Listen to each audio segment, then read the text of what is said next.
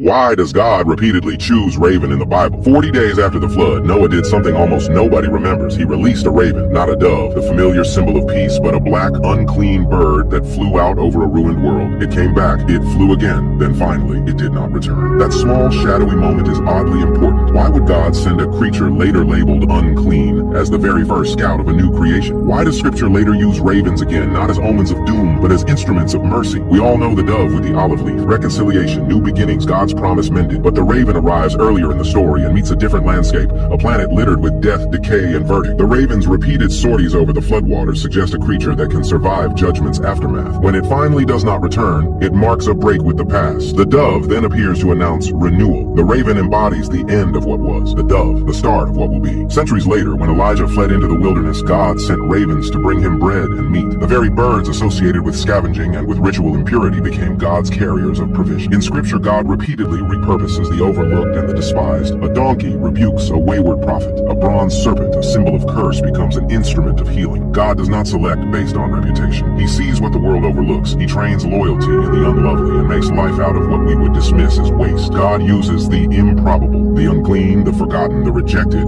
God can and does use them. The raven is a reminder that worth is not outward. What looks worthless to people may be exactly what God appoints.